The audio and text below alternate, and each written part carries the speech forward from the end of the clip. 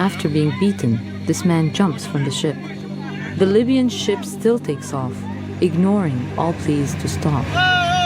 Ce qui nous donne beaucoup de mal, c'est les garde-côtes libyens. The relationship between Libyan and NGOs can be called like a non-relationship. L'Italie et la Libye renforcent leur coopération pour lutter contre le trafic illégal de migrants en Méditerranée. Europe is still funding and supporting and having this relationship. Eravate voi che chiamavate taxi del mare, ma no? Chi lo dice? Le ONG. Emerge che la presenza di assetti navali delle ONG in prossimità delle coste libiche continua a rappresentare un fattore di attrazione.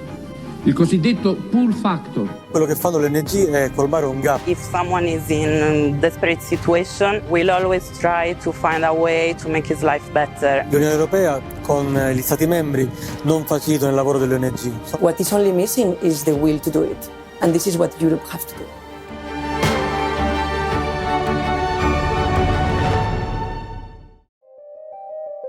Mer Méditerranée. Été. La mer choisie par beaucoup comme destination des vacances et de détente devient pour d'autres une barrière, une frontière ou parfois un cercueil. C'est précisément ici qu'opère le Life Support, le navire de sauvetage en mer de l'ONG italienne Emergency, qui tente de sauver la vie des personnes migrantes traversant la Méditerranée pour rejoindre l'Europe. La Méditerranée est très vaste. Ainsi, le droit international l'a divisée en zones de compétences, appelées zones SAR, recherche et sauvetage. Chaque pays bordant la Méditerranée possède sa propre zone SAR, composée à la fois d'eau territoriale et internationale, dans lesquelles il est responsable du sauvetage des navires en danger. Zone SAR tunisienne, maltaise, italienne, libyenne et grecque. La Méditerranée devient ainsi un échiquier sur lequel travaillent ou devraient travailler les garde-côtes des différents États. Certains actifs, comme l'Italie, d'autres rarement actifs, comme Malte, d'autres encore actifs, mais sans respecter les droits humains, comme la Libye. Dans ces mêmes zones opère également Frontex, l'agence européenne des gardes-frontières et des garde-côtes. Ni plus ni moins qu'une police aux frontières, Frontex patrouille la Méditerranée avec des navires et des avions, menant certains sauvetages, mais jamais autant qu'il les faudrait.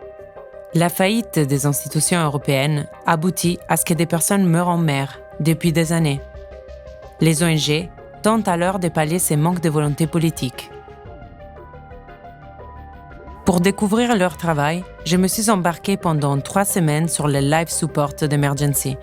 C'est là que j'ai rencontré Jonathan, SAR team leader du navire. E quindi c'è una parte che sarebbe la zona di SAR maltese e zona SAR libica e in parte anche zona SAR tunisina dove è necessario la presenza delle ONG, in questo caso parliamo del life support, perché altrimenti queste persone si ritroverebbero sole in mare, rischierebbero di annegare, quindi o di essere intercettate dalla guardia costiera libica e tunisina che non effettuano soccorsi ma respingimenti. Quindi se guardiamo ai dati, le ONG soccorrono solamente il 18% delle persone che arrivano in Italia.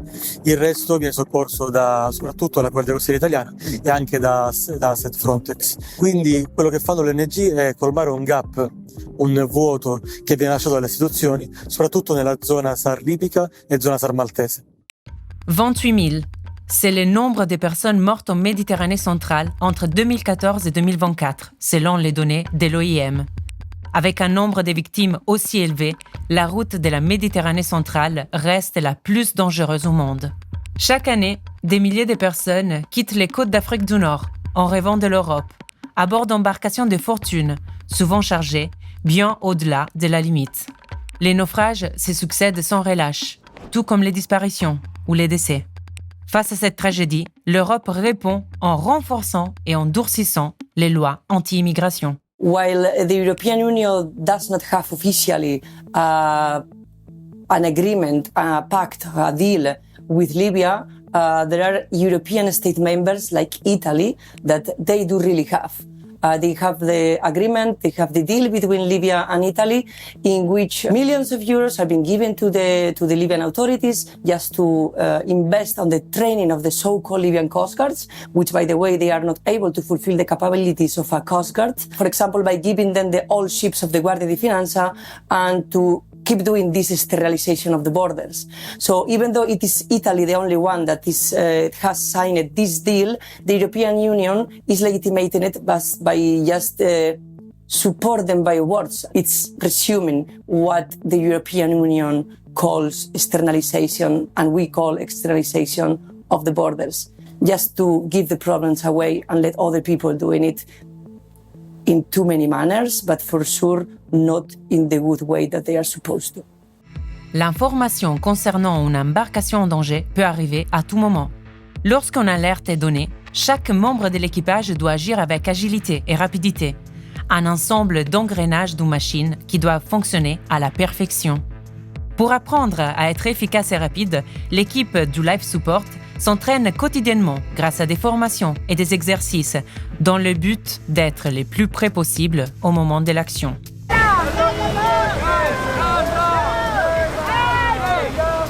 First for the baby. Where's the baby? Here is the baby. Okay. You pass it. Pass the life jacket. Quindi quando emergency, si vogliono entrare in particolare, è in mare, quello che noi facciamo, andiamo nella zona dove si sa che transitano maggiori barche che poi risultano essere in pericolo, quindi in distress, e siamo lì facendo pattugliamento. Poi possiamo incontrare una barca in pericolo tramite due modi principalmente. Uno, scrutandola dal nostro ponte di comando, tramite delle persone addette a questo che sono lì in vari turni di 2 ore, con binocoli e non solo binocoli, altri strumenti, cercando di vedere se sono barche in pericolo. Possono arrivarci mail anche dai centri di coordinamento marittimo, ovviamente per la ricerca e soccorso, che ci informano di barche in pericolo, o anche ci può arrivare da degli asset aerei. La première chose à faire est de donner des gilets de sauvetage à tout le monde. Et puis dès que c'est fait, nous commençons à les embarquer. Ok, come. Next one, yalla. Cela peut prendre 30 minutes, 1 heure, comme plusieurs heures. Cela va dépendre de la météo, du nombre de personnes, est-ce qu'ils sont agités, différents facteurs. Nous avons aussi un facteur à ne pas négliger et qui nous donne beaucoup de mal, c'est les garde-côtes libyens qui sont présents et il arrive parfois qu'ils peuvent être violents aussi. The relationship between Libyan and NGOs can be called like a non-relationship in the terms that it is supposed to happen between a coastal state with the sovereignty of what is happening within their waters and the rescue ships rescuing people within the same waters.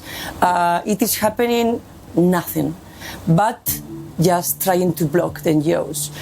Of course, from the last 10 years, it has been an evolution of the behavior and how different events are happening within the area.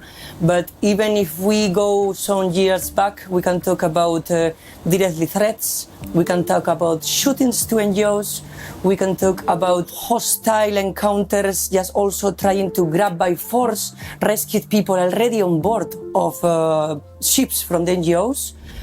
Coming to an unlawful instructions, such for example, telling an NGO ship to leave their territorial waters, while in reality the ship it was navigating in international waters, which is completely out of the law. And the most recent years, also based in the Piantedosi decree by Italy, many ships have been detained, accused of not following the instructions of the Libyan Coast Guards, while their attitude during this rescue operation, it was to interrupt, to interfere, to make people jump to the water and to block the rescue of some rescue of NGOs. So this is the kind of situation that is happening within Libya, the same Libya that it's been founded, and this has to be said. La Méditerranée est la mer la plus surveillée au monde, mais cela ne suffit pas. Cela ne suffit pas à empêcher que des personnes disparaissent encore sans laisser des traces, qu'on perde leur piste ou qu'elles meurent dans les vagues. Ainsi, certains jours, les ONG partent pour sauver des personnes et se retrouvent à récupérer des corps, laissés à la dérive pendant des jours. On ne s'y habitue jamais, mais cela fait partie du travail. All emergency staff, we have arrived to the position. Please get ready for the operation. So, mission 32 of the Life Support, we did receive the information coming from the aircraft of a German NGO called Seabird about 6 different floating bodies in the area. We proceed to the position following the maritime conventions, but also because our own humanity was telling us to proceed there. After a few hours, we were able to recover 2 dead bodies in a really terrible and advanced decayed state. They were brought on board of the life support. We were instructed to proceed to the port of Augusta in south of Sicily to disembark the 2 bodies. They are already in the place that they are supposed to be, if I can say so, instead of being left behind in the sea, as they were for 7 days, and now I'm taking them. There are different reasons why I do really believe that the corpses have to be recovered. Let's start for the most practical, if we can say like this, is the fact that recovering a dead body and bringing it to the land, it makes them exist. If they are left behind floating, they are not count. It's like if they have never existed, and I don't think this is fair at any level. On the other hand, for me, the most big reason is a question of humanity, or do not let anyone behind. I wouldn't like my mother to be left behind in the sea floating. Why I would do the same to other people? After recovering the dead bodies a few days ago, we still do not know which is the reason why they were left at sea. We do not know if there was a distress call not replied, if there were people maybe jumping to the water, deciding to go there instead of being returned by the so-called Libyan Coast Guards to the land, or if invisible shipwreck happened. When we talk about invisible shipwreck, we talk about the shipwreck that we do not know about.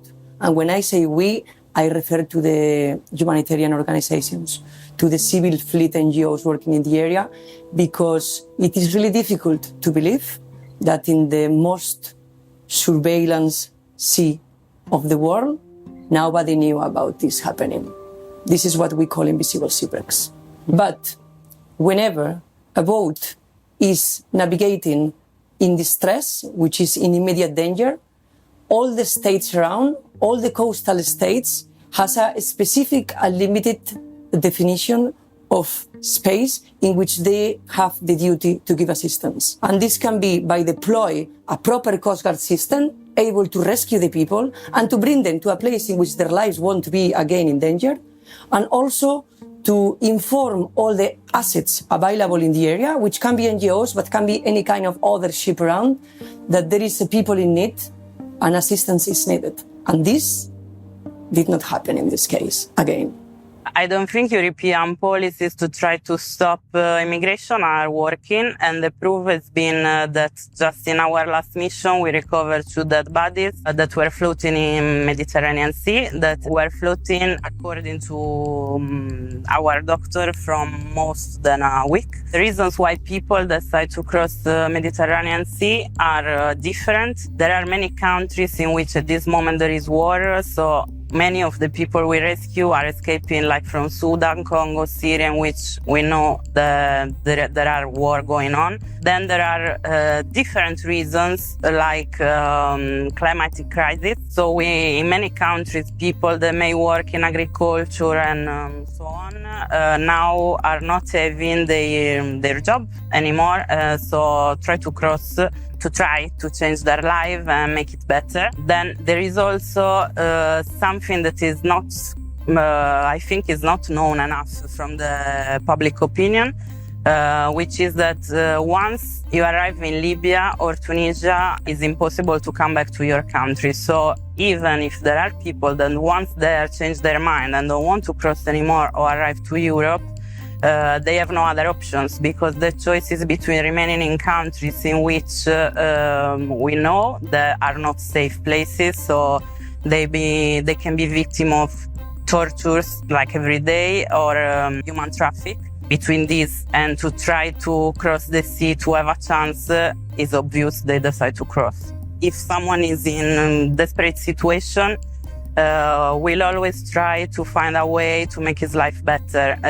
Desperation don't stop just because of different policies and difficult policies. Under all the experiences of all of these years, Europe is still funding and supporting and having this relationship, even though they are really aware of all the million things, humane things that are being happening in this context. So this is a question for you. Why you are still keep doing this? L'Unione Europea con gli Stati membri non facilitano il lavoro delle ONG. Questo perché, se prendiamo l'esempio del decreto Piantedosi, portano le ONG a stare meno tempo possibile nella zona dove dovrebbero stare, quindi nel Mediterraneo centrale, a effettuare soccorsi, a passare tanto tempo di navigazione verso porti lontani assegnati dal governo italiano. Inoltre si cerca ogni scusa per bloccare queste navi, quindi con fermi, con stop, a volte di 20 giorni, un mese o più. Tramite il decreto Piantedosi, una nave che soccorre una barca in pericolo